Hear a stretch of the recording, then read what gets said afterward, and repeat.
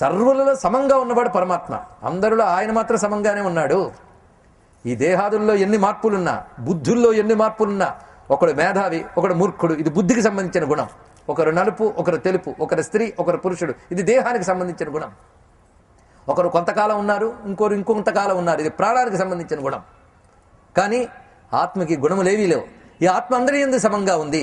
అది దానిపై దృష్టి ఎవడైతే పెట్టు ఉంటాడో వాడు నిజమైన విష్ణు పూజ చేస్తున్నవాడు. కనుక సమత్వమారాధనమచ్యుతస్య తస్మిన్ ప్రసన్నే కిమహాస్త్యలభ్యం.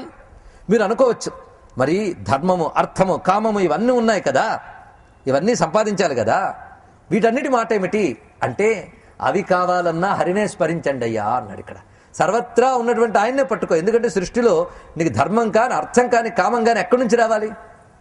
ఎక్కడి నుంచి రావాలండి? విశ్వంలోంచే రావాలి కదా. మరి విశ్వంలోంచి అవి రావాలి అన్నప్పుడు విశ్వమంతా ఉన్నవాడే నీకు ఇవ్వాలి.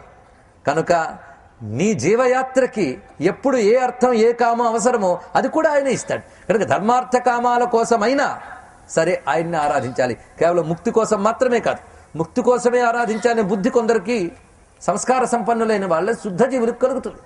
కాదు, ధర్మార్థ కామాలు అనుకునే వాళ్ళు ఎవరైతే ఉంటారో వారు కూడా హరిని ఆశ్రయించాలి. ఎందుకంటే సమాశ్రితాత్ బ్రహ్మతరోరనంతాన్ నిస్సంశయో ముక్తి ఫల ప్రసాద్.